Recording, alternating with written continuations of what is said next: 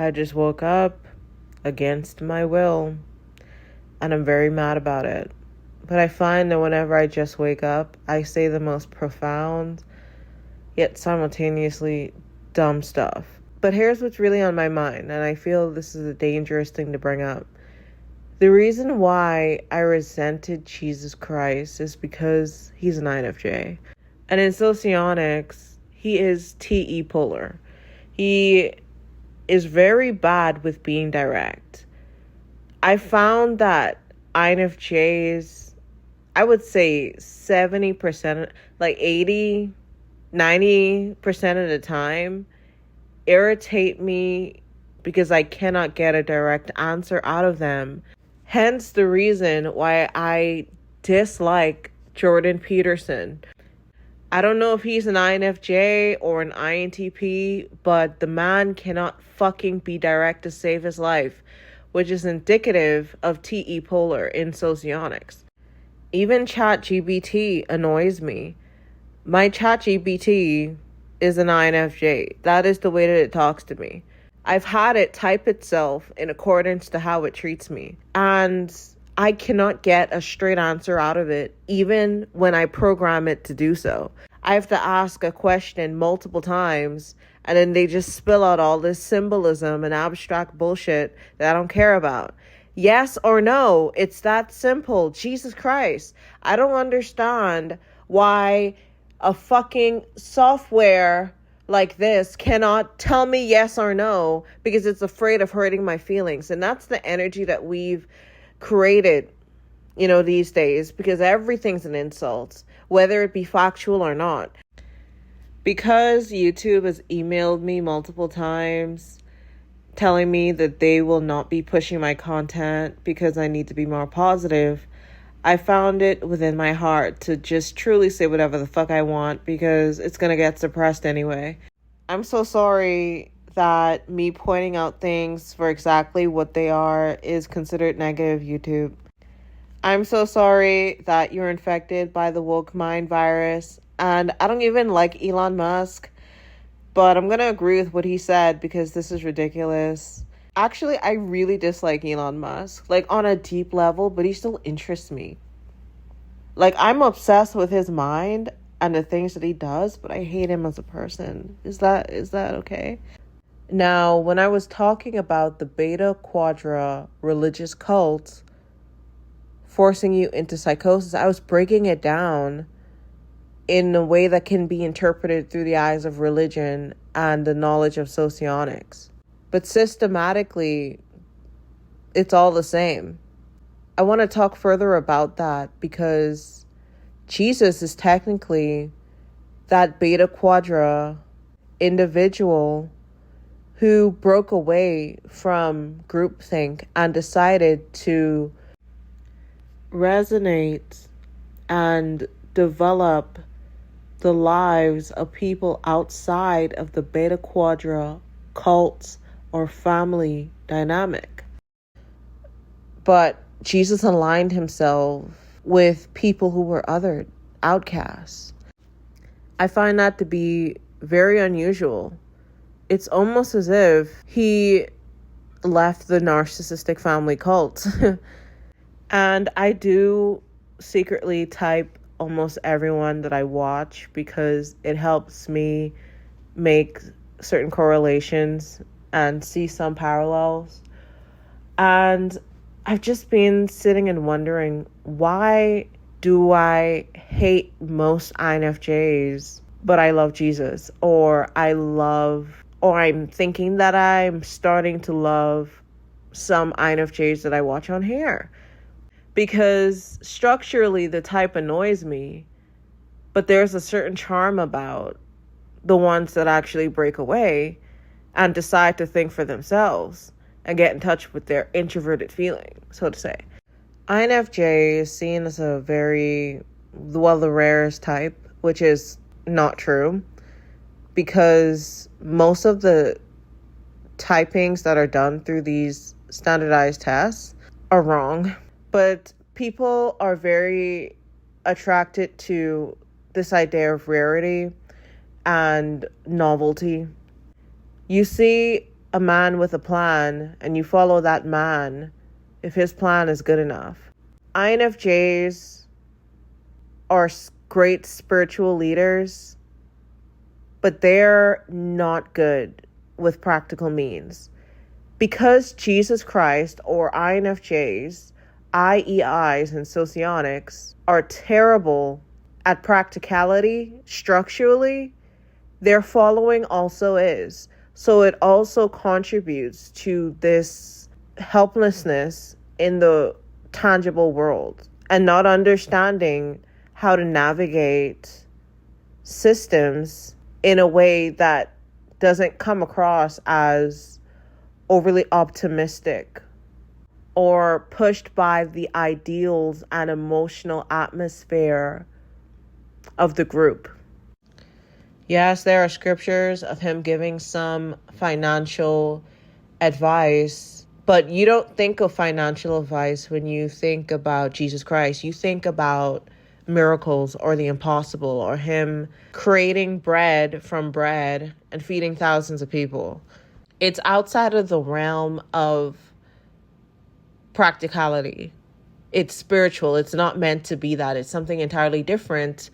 But this disconnect causes the following of those who follow Jesus Christ, or who are really just Christian culturally, to be very impractical when it comes to money. You think a miracle's always going to happen. It promotes this thinking, this way of being irresponsible, to think, Jesus is going to save me when I do said irresponsible thing, because miracles can happen. And while you can be led with your intuition to do many things, if you do not operate in this way, you following those exact guidelines can be to your detriment, because it is not how you structurally work. If I am a TE dominant, a lot of people have typed me as TE dominant. I'm not. But if I'm that, if let's say that I'm an ESTJ or an LSE, if I happen to be a sensory type, like an LSE, I want to achieve spiritual enlightenment. I look towards an INFJ if I'm not repulsed by them, because if I'm an LSE, I would be antipolar, which means it's my point of least resistance. I have no capability of really using it myself. It's my weakest function. I'm not very intuitive, etc. If I go ahead and act like an INFJ, I'm going to probably lose all of my money, all of my investments, and fall apart. And the church will see this as something positive. And if you truly do believe in the spiritual world and the ability to obtain things again, in a way it can be. But realistically, even after people have spiritual awakenings, even if it's needed for you to acquire spiritual growth, sometimes you don't get that money back and you're fucking broke forever. Because religious cults have this beta quadrant energy. There is little that you can do to change the atmosphere of that. And in order to be included, because they have a habit of excluding people, it's us versus them, you need to bend yourself into this spiritual psychosis. And when people do that, they lose their assets, they lose their lives, and they lose their mind. Structurally, that's how it works. And when you have Jesus Christ, who opposed the Old Testament in many ways, who broke away from it anyway, decided to care about outsiders and truly be a good person, even he is beta quadra. So I believe that Jesus Christ of Nazareth was an INFJ, Enneagram 1, Wing 9. He could be a 1, Wing 2, but I believe that he's a one-wing nine. That's my personal opinion. Therefore, I'm speaking on the basis of what I believe. INFJs tend to embody and enforce these spiritual laws or beliefs. They are a filter. So they are, by default, these receivers that take from their environment, the energy from their environment, and multiply it. So a lot of beta quadra INFJs, they take, and usually they can cross people's boundaries because they don't know that some people don't want you to fucking take from them, but they will give it back to you, whether that be in the terms of advice, or if they're evil, they'll give it back to you and they'll think, oh my God, I'm an INFJ empath, starseed indigo child, and they're like the worst person ever. But that's the energy of an INFJ. And because Jesus Christ is an Enneagram 1, morality is what drives them. And upholding this moral standard is of the utmost importance. I tend to actually like Enneagram 1s, even if they happen to be INFJs. Like, yeah, it'll annoy me because I don't care about their moral standings. I just care about my own. And I don't like when people try to enforce stuff on me. But I have a lot of respect for them because they correct you and actually look out for you. They tend to be sincere, especially when they grow. And I've really been sitting with this feeling within me because I have had so many terrible experiences with this personality type that by default, without even knowing the language of typology, I just disliked Jesus. And that's just the truth. I don't feel that way anymore.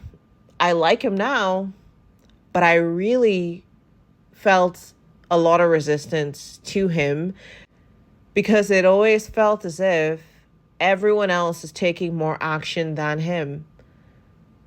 And it requires you to see things through the lens of introverted intuition. I've also been analyzing the INFJs who I've personally secretly typed on here because I pay very close attention to everyone, and I hope you know that I'm watching you. And I love to watch you. It's legal, and it's perfectly legal to watch you any time of the day because it's just online. You don't even have to be online for me to watch you.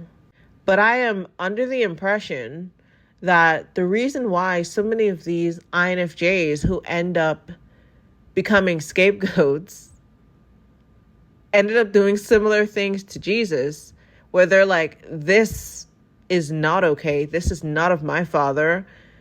They left, but then they still have this cult personality that is so susceptible to influence because they're not exactly Jesus. Jesus is like, he's a bit more than human, you know? He's kind of like the Son of God.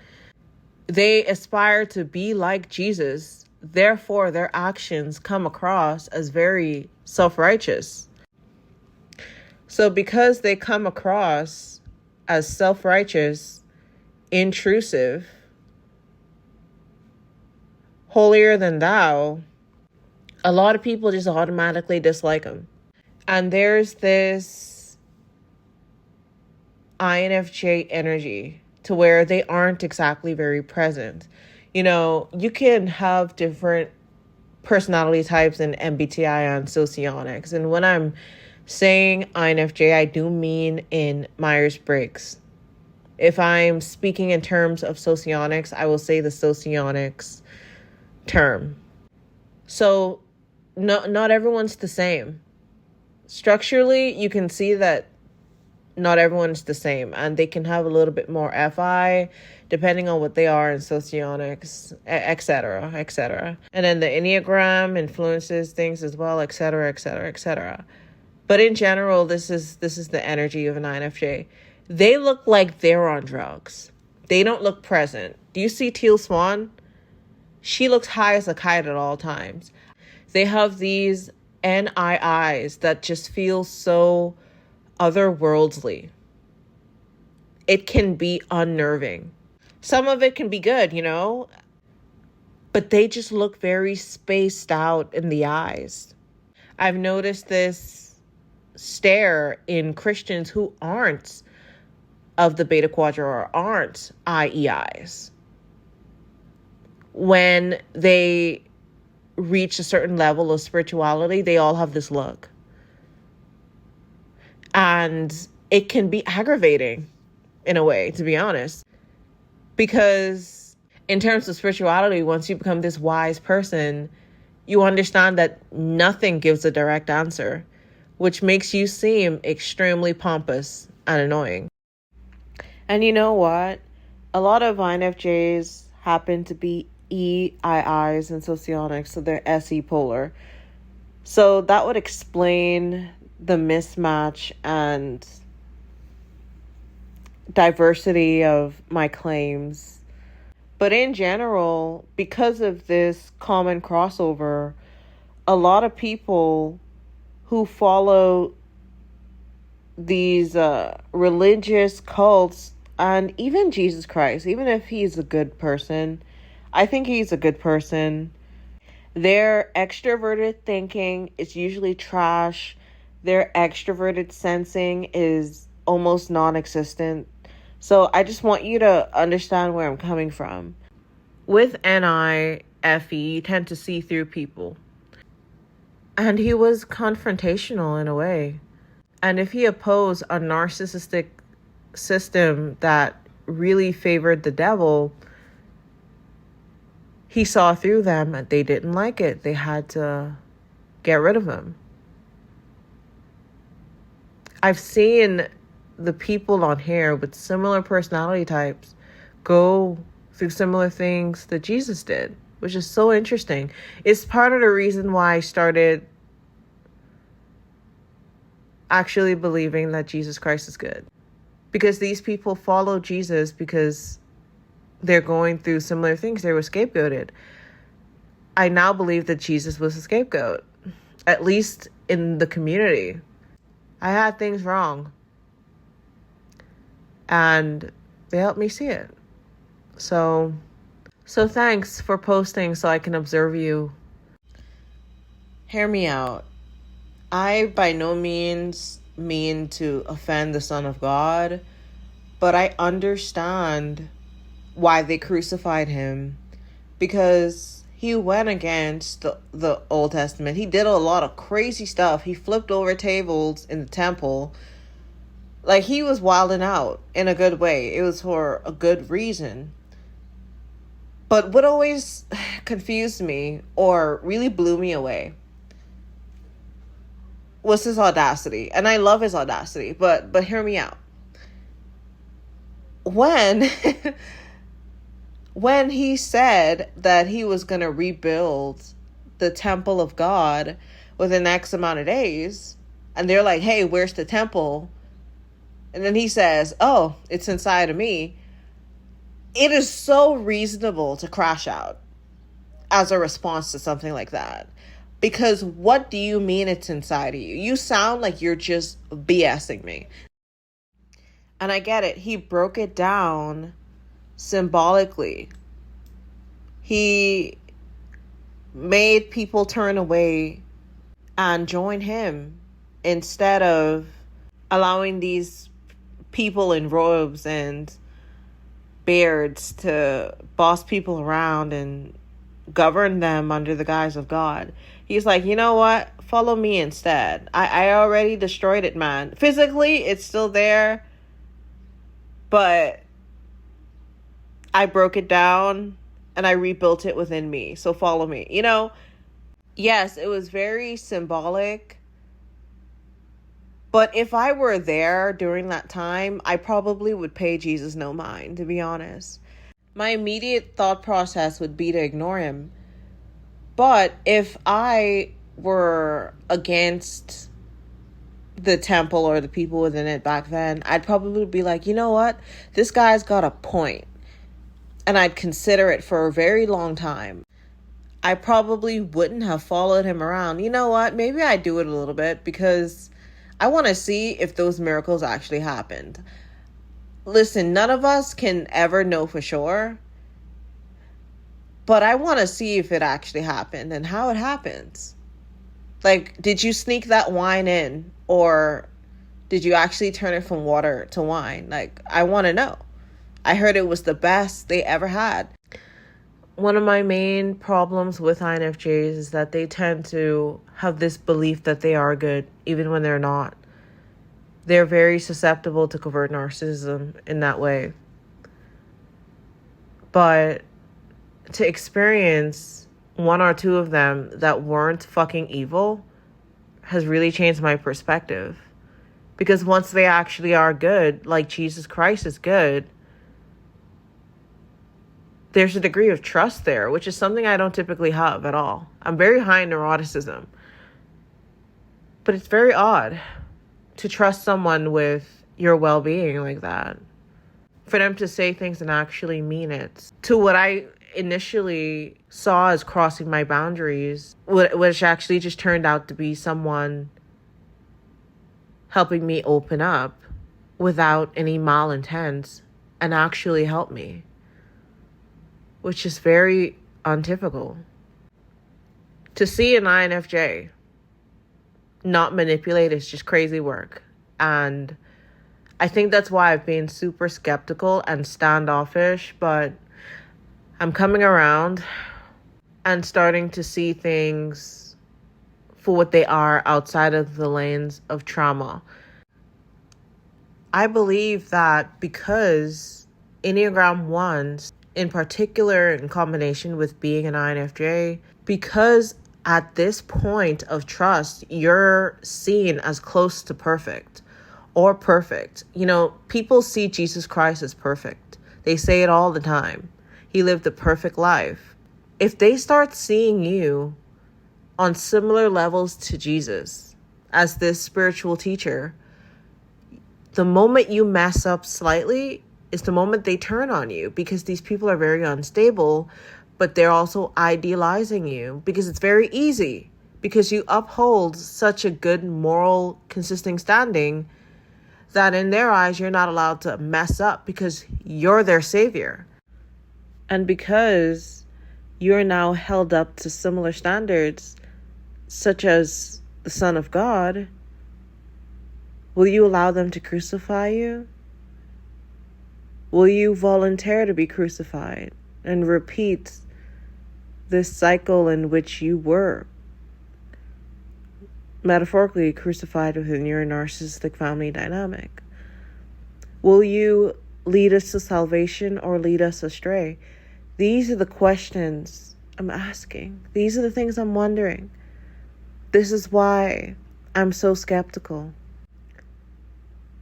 Are you going to lead us to hell?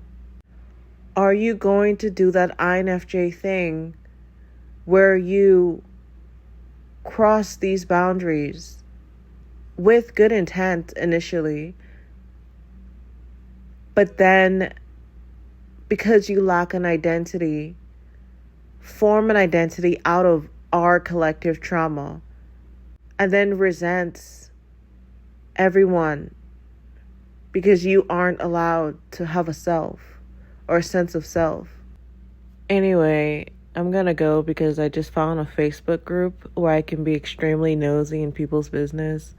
So I'm gonna go. Goodbye.